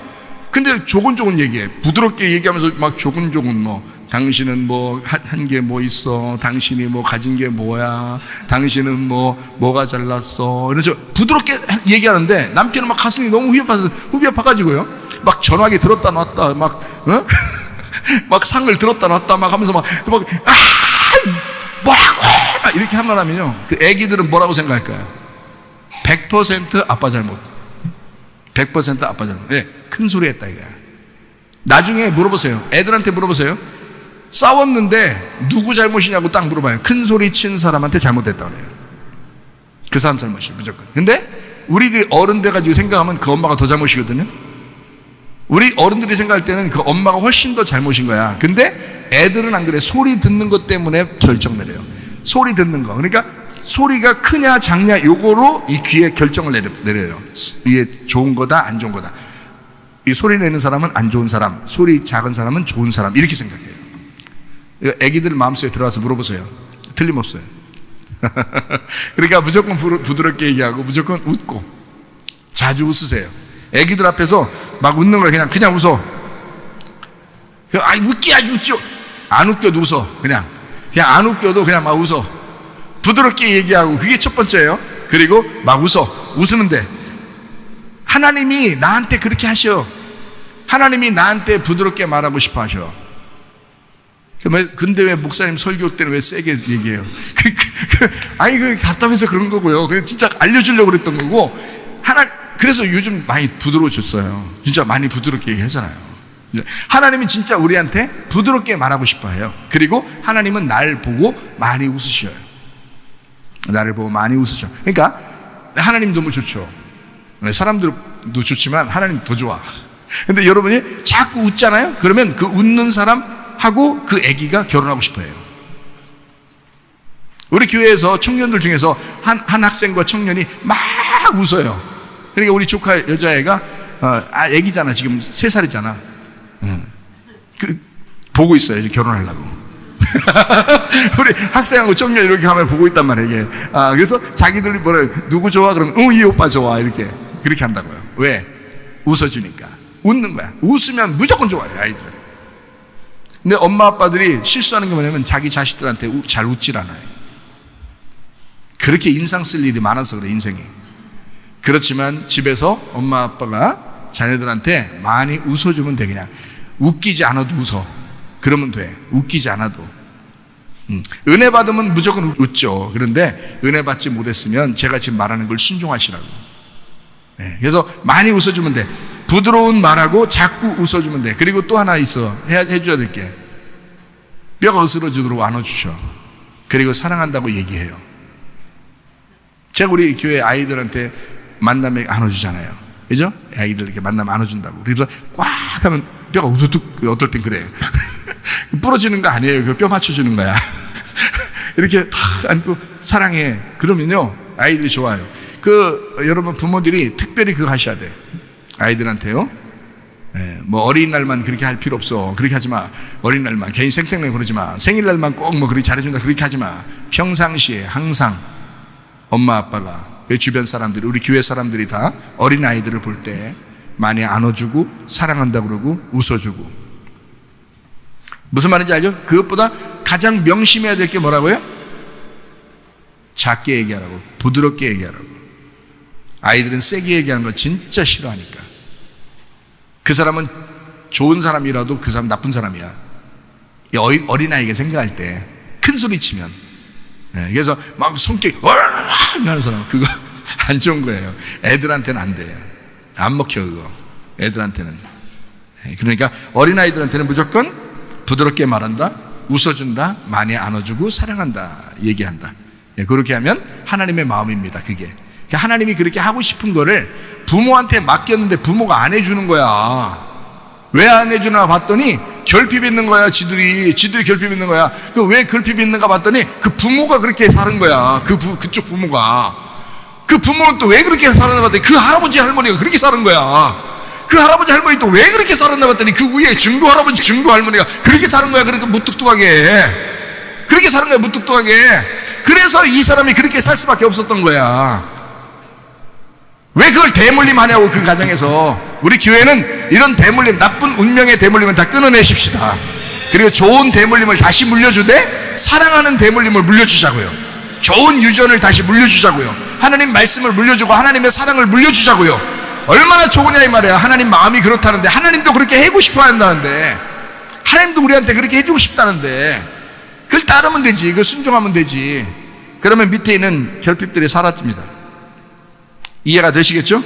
초등 4학년 때부터는요, 선악이 구분되기 때문에 그 아이들한테는 옳고 그름, 좋은 거 나쁜 거, 선한 거 악한 거 분명하게 가르쳐줘야 됩니다. 그거 그때 또 못 가르쳐주는 사람들이 있어. 부모가 초등학교 4학년 때쯤 되면 그때부터 이제 가르치기 시작해야 되는데, 혼내서라도 가르쳐야 되는데 그거를 못 가르치는 사람이 있어요. 그때 되면 또 내비두네. 또 이러면 이 아이들이요, 선과 악을 구분을 잘 못합니다. 그러니까 자기가 다른 사람한테 피해를 주는 거야. 자기 결핍은 있었지. 결핍은 있는데 선과 악을 구분을 못하지. 그러니까 막 사는 거야. 나중에 뭐 함부로 막 사는 사람들은 많지 않지만 그래도 자기 속에는 그게 부글부글 끓는 게 굉장히 많은 거예요. 그리고 나중에 부모들하고 관계도 별로 안 좋아요. 부모들을 별로 만나고 싶어 하지 않아요. 친하지 않다고. 자주 얘기를 안 해버릇해서. 어릴 때 이게 형성이 되는 건데, 어릴 때 3살 버릇 여든 간다 이런 말 있잖아요. 그러니까 어릴 때 이것이 이게 형성이 돼야 되는데, 어릴 때 형성이 안 됐기 때문에 부모하고 친하지 않는 거야. 속에 이게 깊이 친한 게 없는 거예요. 아이들이 이거를 계속 만드셔야 돼. 부모들도 사랑하고 계속 이렇게 만들어야 돼. 넌 하나님의 자녀야. 내 자녀이기도 하지만 하나님의 자녀야. 너 하나님의 사람으로 자라나야 돼. 이거를 계속 만들어내셔야 된다고. 이 아이를요. 여러분도 재창조되잖아요. 여러분도 만들어가잖아요. 하나님도 여러분을 통해서 여러분 자녀들이 계속 만들어져 가기를 원하십니다. 네, 그러니까 여러분이 선악을 구분할 때쯤 되는 아이들한테는 이 선악이 구분 안 되면 지옥 갈 수 있어요. 그러니까 여러분이 분명하게 가르쳐서 천국 가도록 만들어야 되니까 여러분이요, 선악의 선이 생명임을 잘 가르쳐 줄 필요가 있습니다. 생명나무 열매 예수님을 부모가 먼저 알고 가르쳐야 합니다. 그래서 성경 말씀을 여러분이 분명하게 깨달아야 돼요. 하나님 말씀의 원함이, 그 믿음의 그 마음이 어떤 건지를 정확하게 깨달아야 돼요. 여러분이 먼저 깨달으셔야 돼요. 그래야 가르칠 수 있는 거예요. 자기가 성경을 모르니까 애들한테 성경을 못 가르쳐요. 자기가 모르니까. 그럼 어떡하냐고. 집에서 자녀들한테 가르칠 수 있는 거는 부모인데, 부모가 그걸 정확하게 알아야 가르치죠. 생명나무가 예수님임을 정확하게 알아야, 그 생명나무가 우리의 목자가 되셔야 부족함이 없어지는데, 예수님이 우리의 목자 되셔야 부족함이 없어지는데, 생명나무 대신 예수님 안 가르치니까, 그러니까 이 아이들이 부족함이 있게 자라난다고요. 결핍이 있게 자라난다고. 영적으로 이게 만족감이 없어요. 그러니까 육체적으로 계속 뭔가 채우려고 그런다고요. 인정받으려고 그러고, 사람들에게 인정받으려고 그러고. 하나님에게 인정받으면 되는데, 하나님 우리를 분명히 인정하시는데 그게 안 되니까 사람들에게 인정받으려고. 그러니까 직장 가서도 뭐 인정받으려고 엄청 들어가, 학교 가서도 인정받으려고 엄청 들어가, 교회 가서도 인정받으려고 엄청 들어가, 이렇게 막 노력하는 거예요. 율법입니다 이게 다. 그러니까 자기가 얼마나 피곤하겠냐고. 사람들에게 인정받으려고 하니까 자기가 조금만 못하면 막 괴로운 거죠. 왜냐면 자기가 인정받지 못한 것 같으니까. 그게 왜 그러냐면 결핍 때문에 나온 거예요. 여유가 없어요. 사람이 여유가 없어. 여유가 생겨야 돼. 그게 평안해야 돼. 마음이 평안해야 여유가 생기거든요. 왜 평안한? 여호와가 나의 목자가 되셔야 평안한 거예요. 초등 4학년 때부터는요, 자기 선택으로 천국과 지옥을 결정하기 때문에 예수님을 분명하게 가르쳐 줘야 합니다. 그 전까지는 분명하게 안 가르치고 여러분이 진짜 사랑만 해주면 돼요. 그러면 아이들은 그냥 천국 백성이거든요. 근데 초등학교 4학년 때부터는 안 그래요. 자기가 스스로 결정해야 돼. 그러니까 이 아이들한테는 분명하게 가르쳐야 돼. 그게 잘 안 되거든. 성문 기도학교에도 맡겨야 돼. 그래서 어떻게든지 여기서 계속 가르쳐 주니까, 그렇게 해서라도 천국 가야 되니까. 자, 점점 자라나서 청소년기를 거쳐 청년이 될 때까지 애정결핍이 해결되지 않으면 무슨 현상이 벌어지냐? 이 상대방이 피곤합니다. 이런 사람은 차라리 결혼하지 말아야 돼요. 아직 결혼하지 말아야 된다. 다시 말하면 상대방이 피해를 당할 수 있기 때문에 해결되기 전까지, 애정결핍이 해결됐다라고, 완전히 해결된 것 같다라고 여겨질 때까지는 결혼하면 안 된단 말이에요. 결혼하면 결혼하고서 피해를 주는 거니까. 결혼하기 전에 피해를 주는 것은 그래도 혼자니까 괜찮거든요. 옆에 주변에서도 해결해 줄 수 있고. 근데 결혼하고 난 다음에 이 결핍이 나타나 버리면 상대방에게 피해가 가요. 그러니까 늦게 해야 됩니다. 그런 사람들은 그 해결될 때까지는 결혼하면 안 되죠. 이거 다 알고 있어야 돼요. 학생들도 알고 있어야 되고 청년들도 알고 있어야 됩니다. 이거 분명히 중요해요. 이게 다 뭐 때문에 오는 거냐면, 그런 잘못들이나 가정의 문제들이 다 뭐 때문에 온 거냐면 다 애정결핍 때문에 온 거예요. 그거 다 부모 잘못이야. 그 사람이 잘못한 게 아니야. 그만큼 사랑을 못 받은 거야, 어릴 때. 왜? 부모가 너무 바빠서. 그래도 애들이 잘 착하게 잘 컸으니까 그냥 크겠지라고 생각한 거예요. 근데 속에는 공허한 거예요. 뭐가 채워지진 않은 거야. 다른 거로 막 채우고 싶었던 거야. 그러니까 그 사람을, 그 아이를 누가 돌을 던지겠냐고. 그 아이에게 하나님은 아신다고요. 너의 외로움을 알고 너의 공허함을 하나님은 아신다고요. 그래서 하나님이 채워주시려고 한단 말입니다. 그래서 교회 나오신 거예요. 여러분이 교회에서 그 주님의 목자 되시려고, 채워주시려고. 그럼 어른들은 그런 거예요. 어른들도 마찬가지로 그 공허하고 그 외롭고 힘들고 어렵게 살았어요. 자기도 왜 그런지 모르게 그냥 살아왔다고요. 하나님이 채워주셔야 합니다.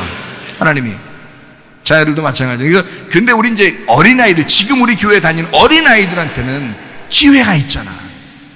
그러니까 제가 가르쳐서 어린아이들을, 부모들에게 가르쳐가지고 어린아이들을 잘 이렇게 사랑해주면 이런 결핍들이 안 생긴다. 이 아이들은. 그 얼마나 아름다우냐. 요걸 한번 만들어주고 싶은 거예요. 이런 걸 만들어주고 싶은 거야, 우리 교회에서. 그 시편 23편 1절이 그렇게 중요한 거야.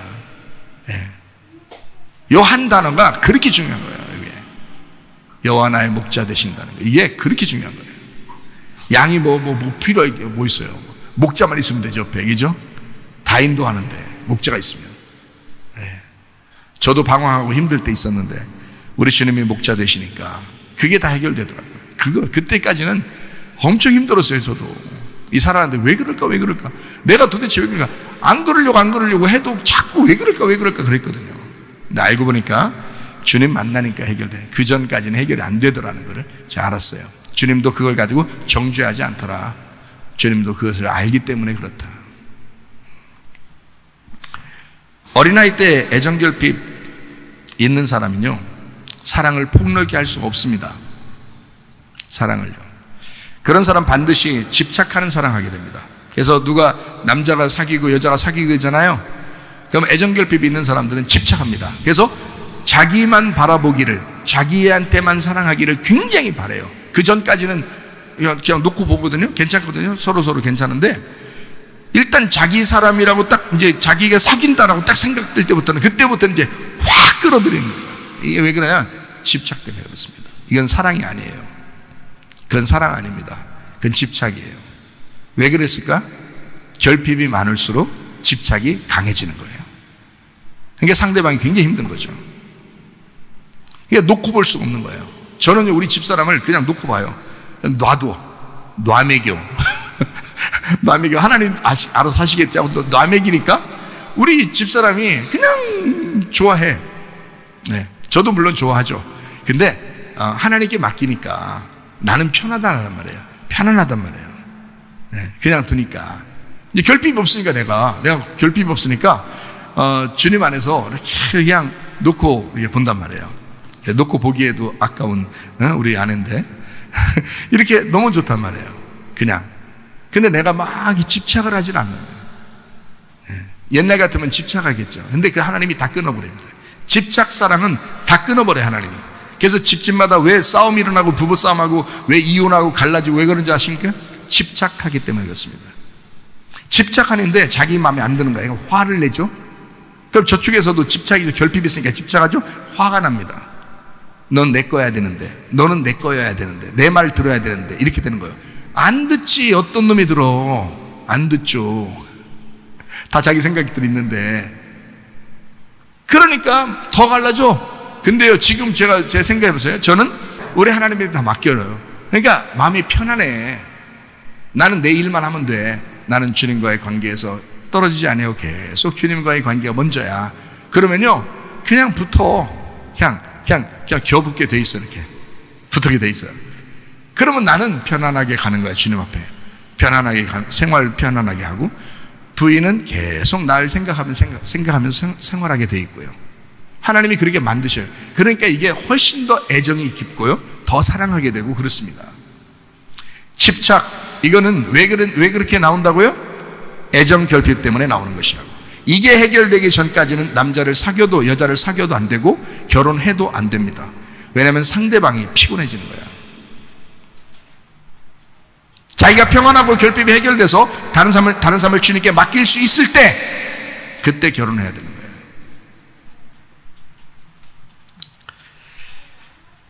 이 애정 결핍에 있는 사람들은 다른 사람과 비교합니다.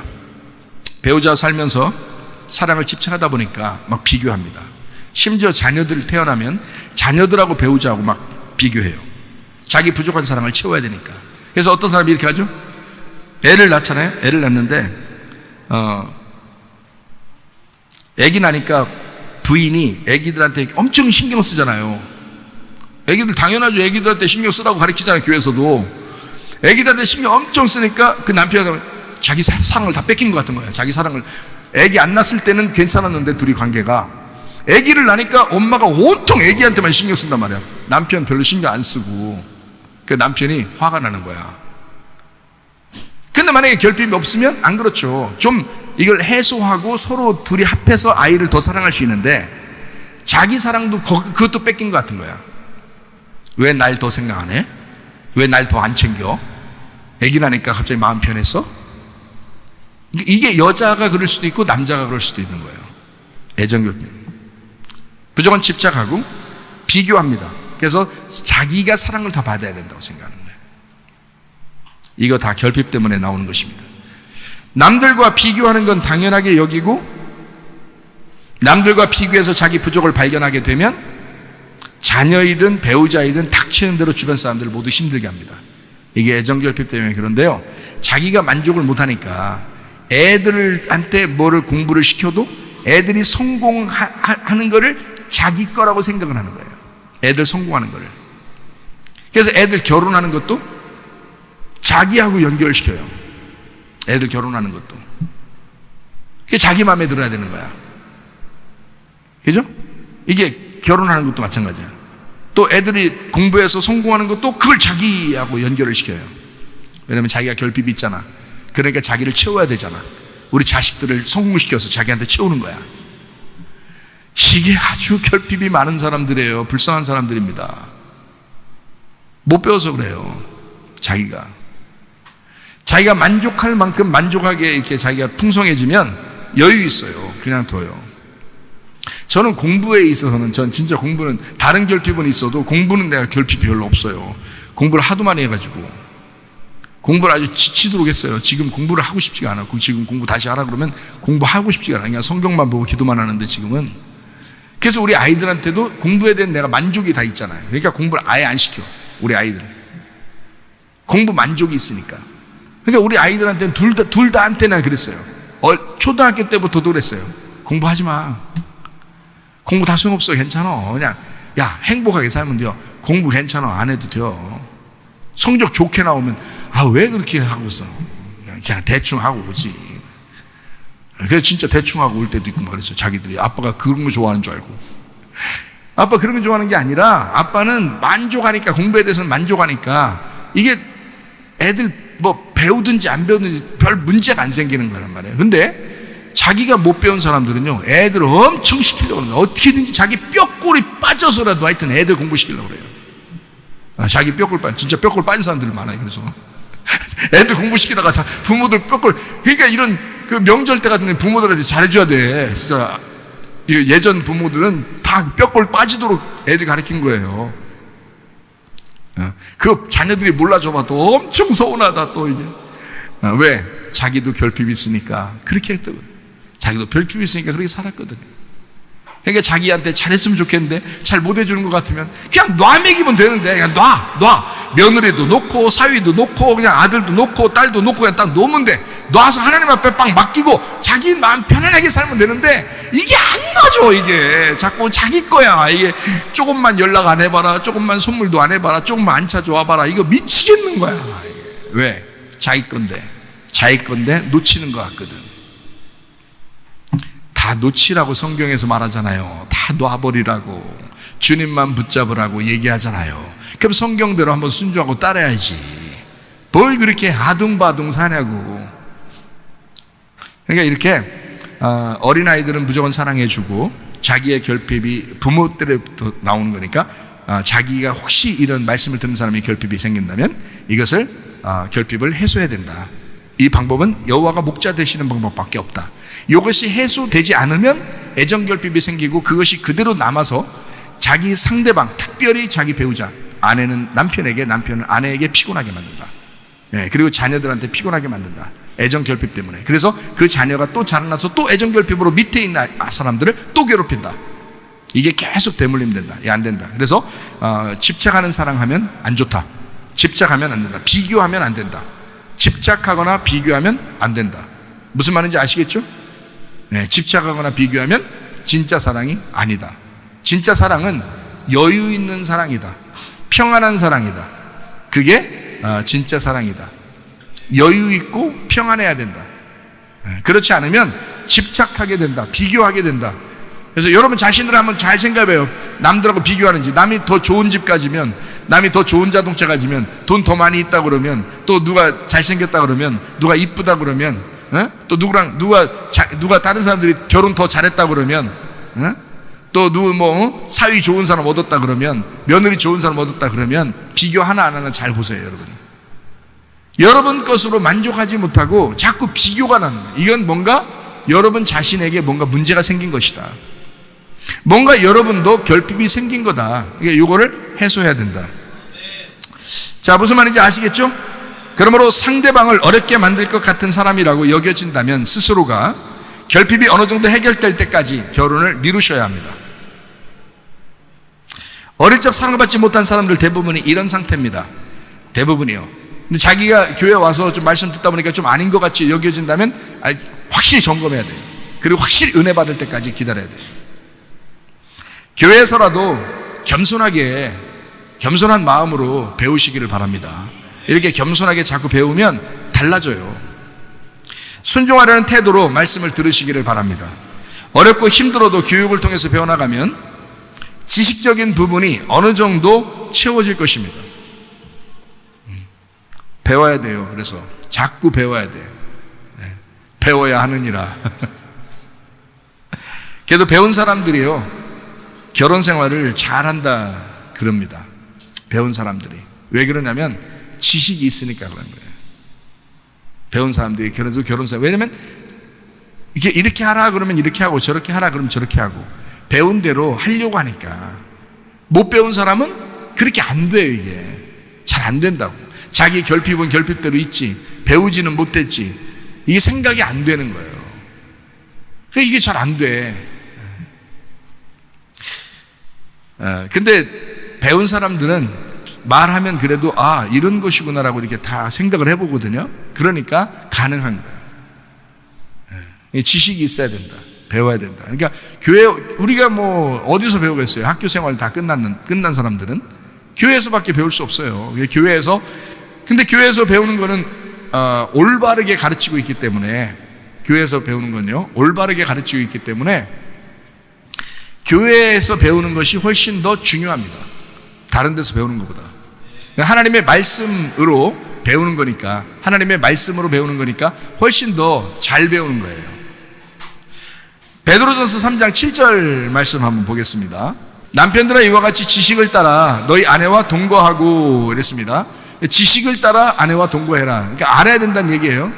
그를 더 연약한 그릇이요 또 생명의 은혜를 함께 이어받을 자로 알아. 귀히 여기라. 이는 너희 기도가 막히지 아니하게 하려 함이라. 이렇게 했습니다. 그러니까 지식이 있어야 된다. 우리는 모두 부족해요. 모두 각자의 환경에서 완벽하게 태어나고 자란 사람들이 거의 없을 정도입니다. 지금 그래요. 실제로. 지금 우리 교회 신혼 커플들 좀 다르잖아요. 이게 우리가 봐도 그들의 그 어떤 밝은 미소, 밝은 생활, 이런 거는 이렇게 좀 우리 예전에 있는 연세 드신 분들이 생각 볼 때는 요즘 정말 신선하고 좋죠. 아름답게 보이고요. 아름다운 결혼 생활을 유지하는 모습을 이렇게 우리가 보게 될 때, 이거 왜 그러냐? 성경 가르침 때문에 그렇습니다. 성경이 그걸 가르치기 때문에 그래요. 하나님 마음을 가르치기 때문에 그렇습니다. 그러니까 이게 가능한 거예요. 앞으로도 가능해요, 이게. 우리 교회에서 함께 자라나가지고 이렇게 남편과 아내가 함께 자라나서 말씀을 배우고 결혼하게 되면 이제 굉장히 효과적이죠. 이게. 서로 아니까. 효과적이에요. 그래서 훨씬 더 결혼 생활을 잘합니다.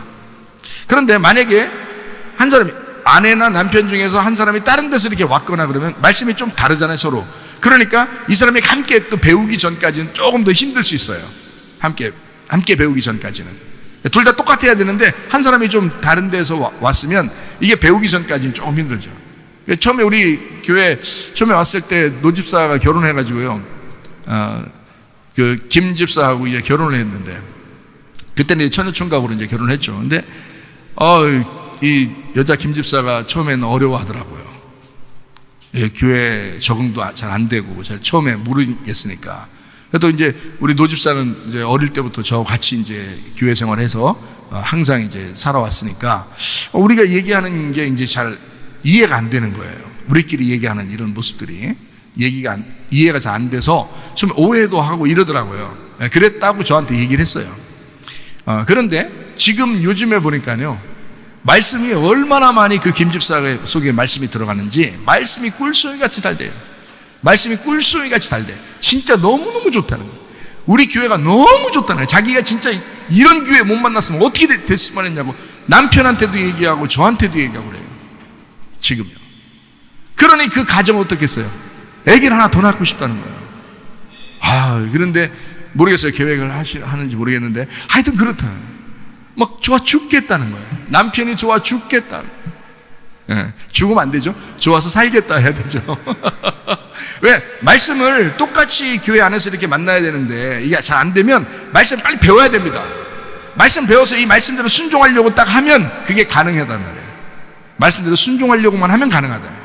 근데 이게 잘 안 되면 결핍이 해결이 안 돼요. 잘 교회를 다녀도 자기 결핍이 해결이 안 되니까 상대방을 힘들게 한단 말이에요. 여호와가 나의 목자라는 사실을 깨달으셔야 합니다. 가슴으로 경험되면 곧바로 결핍과 집착은 사라지게 됩니다. 가슴으로 딱 경험하게 되면. 로마서 13장 10절 말씀. 사랑은 이웃에게 악을 행하지 아니하나니 그러므로 사랑은 율법의 완성이니라. 상대방을 예수님처럼 사랑하게 되는 거, 결핍 사라지게 되는 거, 주님과 경험하게 되면, 주님이 나의 목자가 되시면 진짜 사랑을 알게 되고 예수님의 사랑을 알게 되니까 상대방을 예수님처럼 사랑하게 된다. 여러분이 어릴 거들랑 우리 교회 어린아이부터 먼저 사랑해 주시길 바랍니다. 그러면 이게 좀 시작될 거예요. 이런 거구나. 이게 부모의 마음으로 이 아이들을 이렇게 보세요. 그래서 그 사랑하는 마음, 하나님 마음이 이렇구나라는 걸 좀 깨달아 보시라고요. 점점 얼마나 감사한지 몰라요. 우리 집사람이 이제 명절 때 힘들 거 아니에요. 명절 때 되면 식구들 이렇게 모이면 힘들죠. 저희들은 또 목회자 가정이니까 명절 때 그 전에 오든지 그 후에 오든지 이래요. 각자 다 또 자기들 뭐 이제 손주들도 생기고 이러니까 만나기가 어렵단 말이에요. 근데 우리들끼리 있잖아요. 그래도 이제 막 손님 대접하고 그러면 힘들잖아요. 그래서 우리 집사람을 위해서 저는 이 집사람 그러니까 이 집사람을 안사람이라 그래요, 여러분. 그죠? 안사람. 그러면 남편은 뭐예요?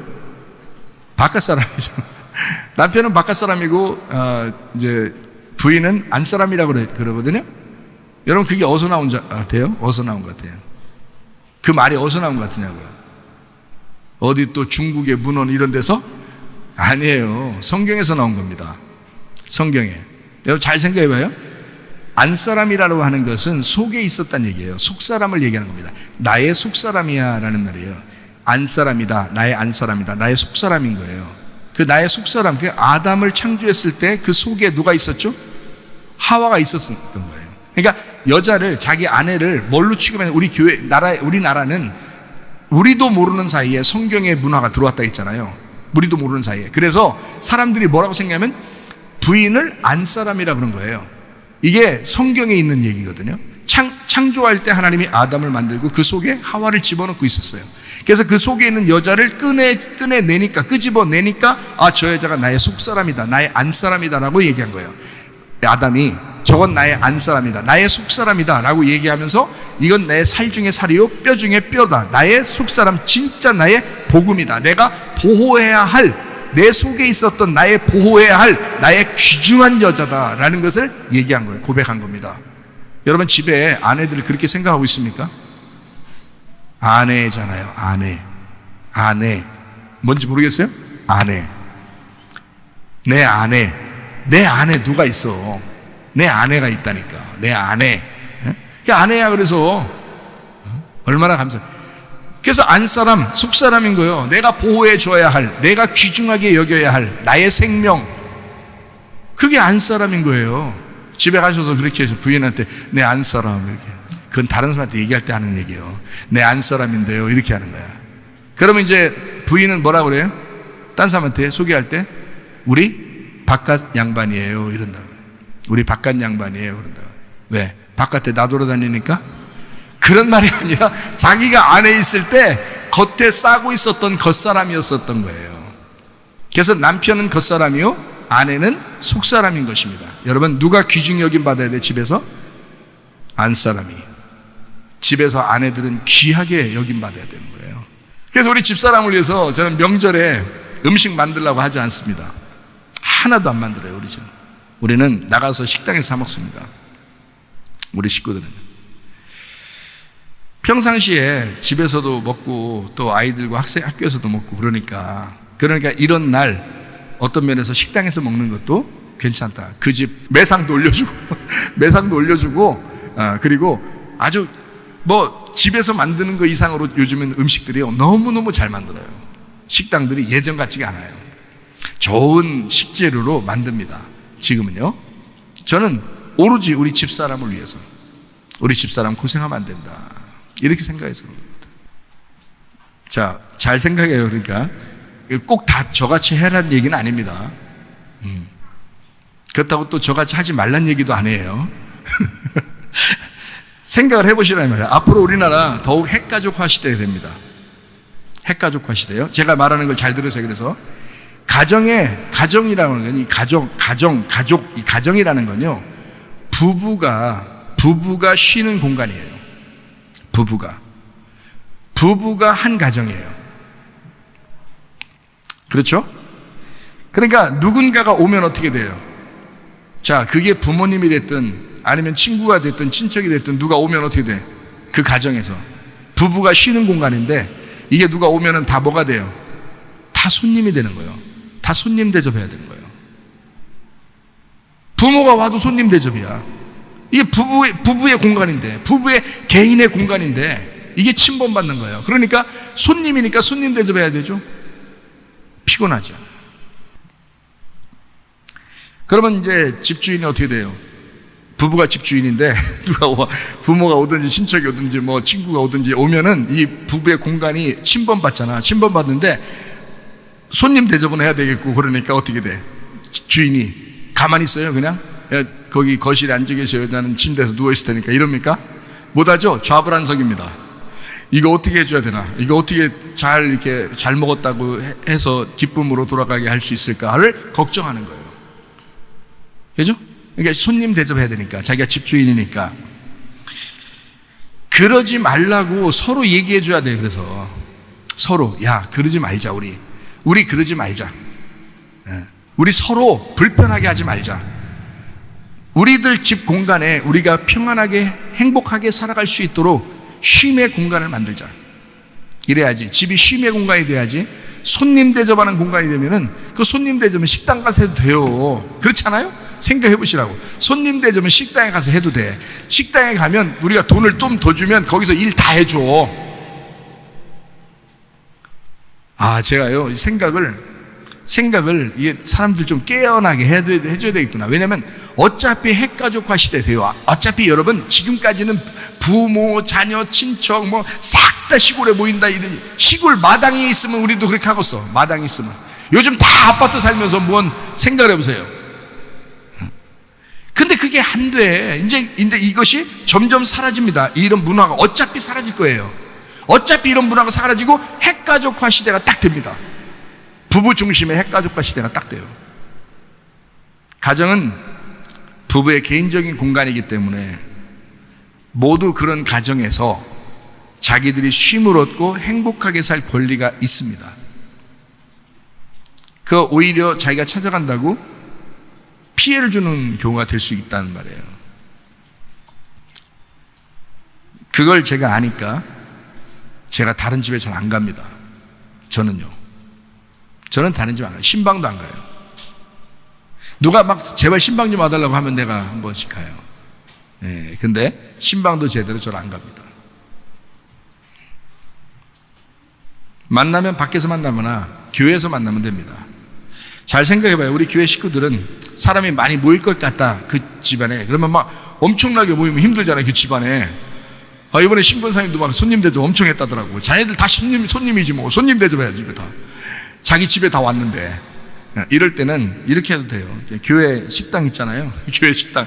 교회가 식당을 갖춘 이런 교회 건물이 좀 2개 이상 막 되니까, 그러면 이런 데 모여서 서로 다 같이 음식을 만들어 먹든지, 함께 다 같이 한번 모였다가 먹고서 이렇게 흩어지든지, 그렇게 하면 자기 일거리가 되지 않거든요. 자기 집에서는 자기가 쉬면 되니까. 자, 이렇게 하면 오히려 더 편안하다. 주님과 부부의 생활을 잘 한번 생각해 봐요. 주님과 내가 부부의 사랑을 나눠야 되겠다. 누구한테 침범받고 싶겠습니까? 가정은 부부의 공간이에요. 요거를 여러분 나이가 드신 사람들도 그걸 분명히 아셔야 됩니다. 자기가 결핍이 있으니까 내 자녀들 통해서 내가 뭔가 도움을 받아야지라고 생각하니까 문제가 생기는 거예요. 내 공간은 내 공간이 또 있는 거예요. 자녀들은 그 자녀들의 공간이 있고 그가 행복하면 되는 거예요. 자녀들이 행복하면 부모가 좋잖아요. 그냥 행복하게 사는 것 자체가 너무너무 좋은 거예요. 우리 딸 아이도 결혼해서 이렇게 행복하게 둘이 사니까 제가 가까이 살고 있지만 안 가. 아빠 왜 이렇게 안 오냐고 그러는데 니네가 그냥 잘 재밌게 살면 된 거지 뭘. 이렇게 그냥 듣기만 해도 좋아. 그냥 행복하게 산다는 거 듣기만 해도 좋은 거예요. 부모는 그런 거야. 자기들의 공간에 누가 오면 이게 자꾸 침범을 받는 거야. 하물며 뭘 이렇게 사람들 손님 대접하듯이 그렇게 부모 자녀 간에 그런 식으로 사냐고. 편안하게 살면 되는데, 행복하게 살면 되는데 서로가 결핍 있는 것처럼 그렇게 왜 따지고 그러냐 이 말이야. 어떤 한 사람도 이 세상에 태어났을 때 귀하지 않는 사람이 없습니다. 며느리 엄청 귀한 사람입니다. 그 집안에서는 며느리 한 명 얻을 때는 그 집안에서는 정말 눈에 넣어도 아깝지 않은, 눈에 넣어도 아프지 않은 그런 아이가 시집을 간 거예요. 그 집안에.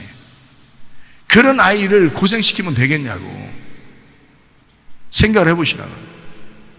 그 아들도 마찬가지예요. 아들도 얼마나 귀한 아들이냐고. 그러니까 둘 놓고서 둘이 엄청 행복하게 사는 모습이 그게 더 아름다운 거지. 조금이라도 좀 스트레스 받을 것 같다라고 하는데 그거를 갖다가 어찌 스트레스 받을지도 모르는데 그걸 스트레스 받게 해주면 어떻게 해? 네가 뭔데? 네가 뭔데 스트레스 받게 하냐고. 그도 귀한 자녀, 하나님의 행복을 받고 살아갈 자녀란 말이에요. 이거 아셔야 돼. 이런 것도 배우셔야 돼. 그래서 모르면 그냥 괜찮은 줄 알고 자기 성격에 괜찮은 줄 알고 하는데 다 따져보세요. 성격마다 다 다릅니다. 자녀마다 성격 다 다르고요. 자녀마다 생활 다 달라요. 그럼 그걸 어떻게 다 맞추냐고. 자기 좋아하는 게 뭔지를 우리가 모를 때 네가 원하는 건 뭐냐, 네가 좋아하는 건 뭐냐, 그런 걸 자꾸 물어보고 좋아하는 대로 서로 행복하게 살려고 해야지. 우리는 각자 행복할 권리가 있습니다. 우리는 사랑받아 마땅한 사람으로 태어났습니다. 이런 노래가 있어요. 당신은 사랑받기 위해 태어난 사람. 노래만 하는 사람이 있어요. 노래만. 왜 노래만 해 그거를. 진짜 사랑받게 해줘야지. 사랑받게 태어났다며요. 당신은 사랑받기 위해 태어난 사람이라며. 그러면 진짜 사랑받게 해줘야지. 나는 그 마음을 가지고 우리 집사람을 대합니다. 진짜예요. 나는 그 마음 가지고 우리 집사람을 대해요. 나를 대하듯이 나 이상으로 대해요. 내 속사람이니까. 이건 보호해야 되니까, 내가 보존해야 되니까, 내가 지켜줘야 되니까. 내 속사람이잖아. 내 생명이니까. 나는 그렇게 당신 행복하고 당신 편하다면.